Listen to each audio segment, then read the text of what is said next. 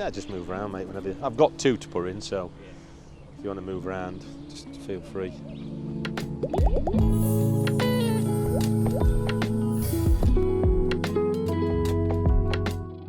So first thing actually is just to explain what sort of artichokes these are, because there's 2 main ones that people grow. There's Globe and there's Jerusalem. These are Globe artichokes, and the Globe artichokes, you eat the flower head. Jerusalem artichokes, you eat the roots, the tubers. So these will come back. These are perennial, but they will get weaker over time. So every 2, 3, 4 years, you just divide them up and put the young plant back in, get rid of the older plant. So what I've done, we've selected a quite sunny, sheltered spot, because they don't like the wind round them, they like a bit of sun.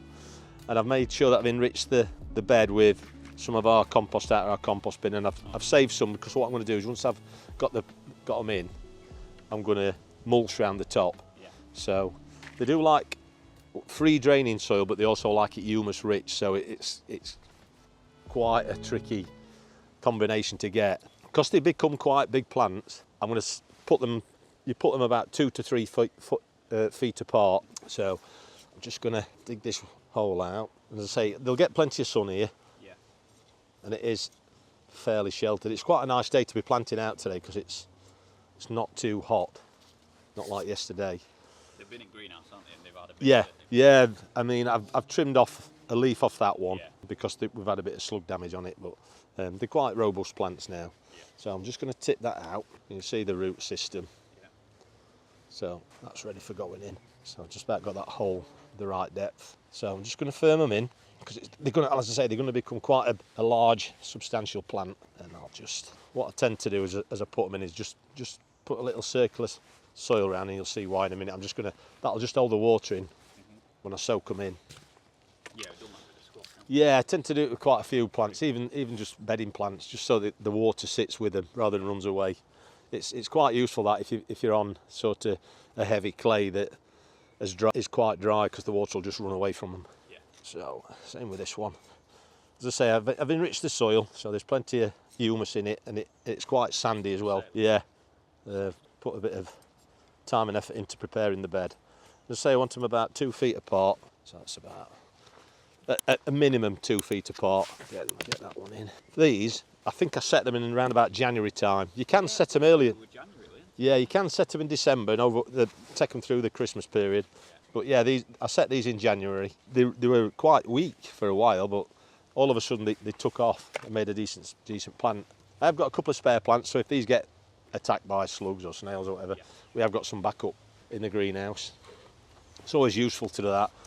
Don't throw your spare plants away until the plants that you put out have established properly.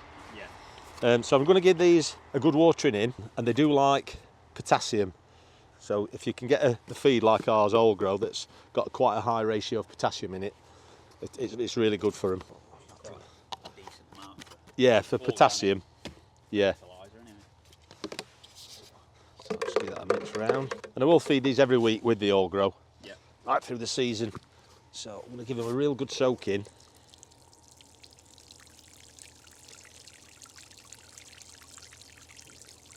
So let that go. So as you can see, that's puddled it around the plant itself. That'll go straight down to the roots now. Give that another drink. So with the Globe artichokes, which is what these are, you actually eat the flower head. But in the first year, so this year, we're not going to eat anything off it, and we won't let them flower. We'll let the flower spike start to grow up, but we'll snip it off before it actually flowers. Because that way you're building up the root system, and you're not putting all the energy from the plant into producing the flower. And that'll pay benefit next year. So this year it's just to get the plant established. Yeah, you can let it flower, but technically what the advice is to not let them flower, and you'll get better results next year. So they've had a good drink. So what I'm going to do now, I'm just going to take a little bit of this. So you see, it's just garden compost after I got a compost bin. I'm just going to mulch around it, and that'll keep that moisture in, so they don't. That's interesting, because I've not seen us do that before with anything. So is this like you can do it with squash. You can do it with various plants. You can do it with squashes, dahlias, that sort of thing. It just keeps the moisture in. Any plant that likes to stay moist but not wet, Yeah. it's a good, just a good little tip. It stops the water evaporating, because this, you get sort of 2 inches of mulch around the plant, base of the plant, Yeah. and that will then stop the water from underneath, the sun getting at the moist soil and drying it out. So this should keep the moisture in, and obviously that'll benefit the plant then, because it doesn't like to dry out. Yeah, it's just out of our compost bin. Yeah, you could use grit if you like, because that would stop the slugs and the snails. They don't like that sort of texture. That could be a good one, just to keep anything that'll keep the moisture in. I mean, obviously with the garden compost, because there's a lot of goodness in it, that'll get broken down into the soil. So it's enriching the soil, and they like rich soil. Yeah. So that's them in. I think we're going to the plan is to put some cornflowers in there with them, just some native cornflowers.